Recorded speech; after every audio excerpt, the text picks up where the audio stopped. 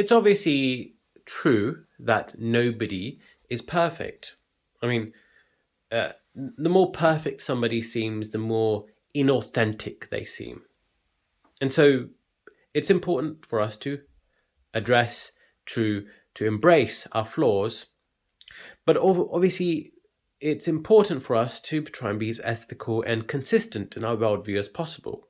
Yes, we are human, but it's also important for us to be congruent, to be honest, and that is also comes with being authentic. Because when you're authentic, when you're truthful, then the inconsistencies or in your actions are not so evident as they would be in a serial liar like Trump, where he might say something one day and be saying something completely different the other day, another day. And this is consistent with an inauthentic person. And yes, he's as far as possible away from being perfect, but also he's just not true and just inauthentic. That's very clear. Nobody's perfect, but at the same time, authenticity means that you're more likely to be consistent in your action. Now, obviously, when it comes to politicians, there are very few people out there who are authentic. Few people come to mind. Zoran Mamdani come to mind. Jeremy Corbyn comes to mind. And Bernie Sanders also comes to mind. I really like all three of these politicians. Unfortunately, Bernie Sanders, it has become revealed to me that Bernie Sanders has some very interesting ideas which seem inconsistent. Obviously, he's been fighting for for the working class, the rights of justice, of civil rights. But when asked in an interview about 9 or so years ago whether he would accept the Palestinian right to a one-state solution, whereby everyone in the land, or Palestine or Israel, obviously it would be called something different if everyone had the same rights. But if everyone had the same rights, essentially, that's really the best of both worlds, isn't it? Everyone gets to live in peace, and you wouldn't have an apartheid, you wouldn't have a genocide, you'd have everyone living in harmony. But of course, he's against that. He says that it would be the displacement. It would be end of the state of Israel, and he believes that the state of Israel has a right to exist. Now, states are constructs. They are structural constructs. States don't mean anything if otherwise representing the people behind it. So if the people behind a state are recognized and they're seen and they're respected and the dignity respected, then the state itself is irrelevant. Yeah? So unless you believe that the state of Israel is protecting and defending the dignity of a special group, a group that you think is a cut above other groups, you believe in ethno-supremacy. And this is the problem of the so-called, liberal Zionists, who, obviously, when it comes to, discussing politics in their own country, in Bernie Sanders, in the state of America, in the country of America, obviously he wouldn't, disregard the humanity of different various groups of people within America. Obviously, he would not see one group as above other groups. In fact, he would consider the vulnerability, the obviously the oppression of certain groups as is important to be recognized, and the structural inequalities addressed. However, when it's applied to something like Israel, somehow this acknowledgement that everyone should be free to be themselves and to be equal and equal just, it somehow becomes secondary to this notion that this state has a right. It's important that this state exists. But why is it important for this to exist? You know, an argument that is given is that it's a safe haven for Jewish people.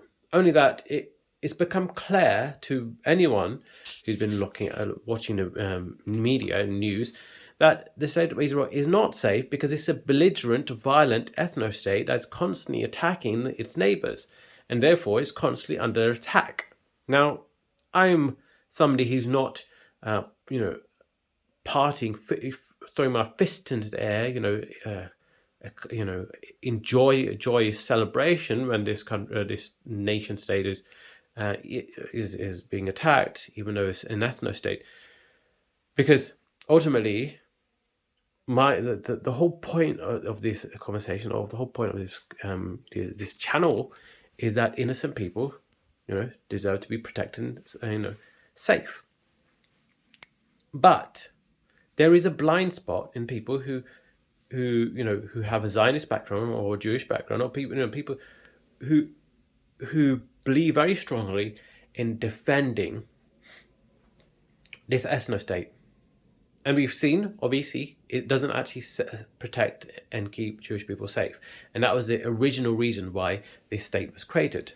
What other reason is there to justify the continued maintenance of this state? Because it's clear that this, based on the inception of this state, which was ethnic cleansing, which basically it rid 750,000 indigenous Palestinians from the land.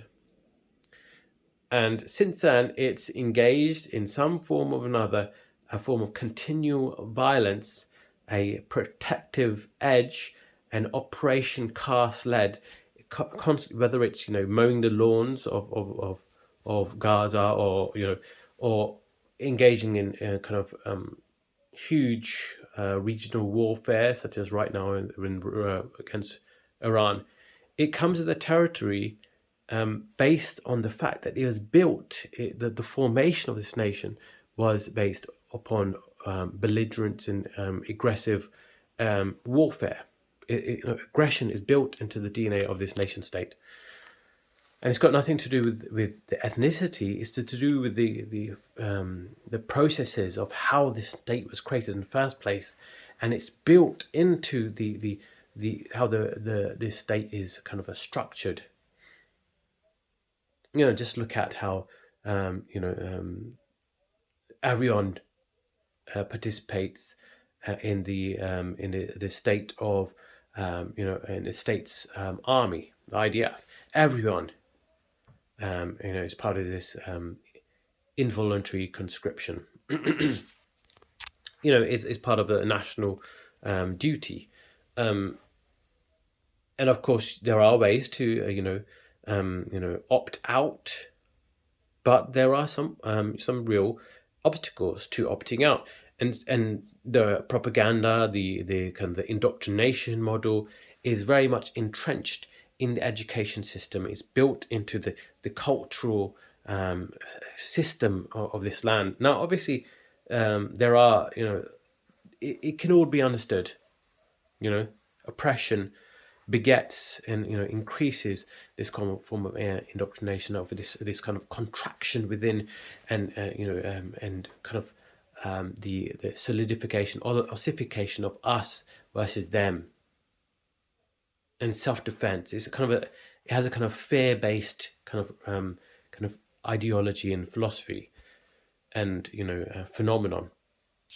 But Bernie Sanders should know, somebody who has the empathy, who has worked for and fought for working class values, that us versus them rhetoric, us versus them in a class base or racial base or ethnic base, is not the way forward. It's not based on reality. It's based on just the pure happenstance of being born in a certain demographic. It doesn't actually get to the root of the problem. It doesn't get to the root of equality or justice. Anyways, this is kind of like the title is a bit inflammatory. Obviously, Jeremy Corbyn is a legend, as anyone who's been watching my videos. So Bernie Sanders is also somebody respectable, but this is a clear blind spot that I see, and hopefully the younger generation.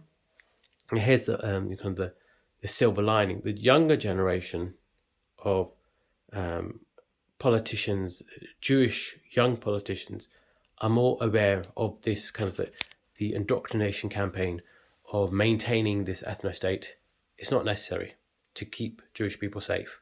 In fact, it may be the thing that is often used by the right-wing politicians of Israel to keep you kind of anchored into this ideology, when you could be free from that, and you can be free from this kind of racist ethno-state, and to live life on your own terms, in freedom, in dignity and justice.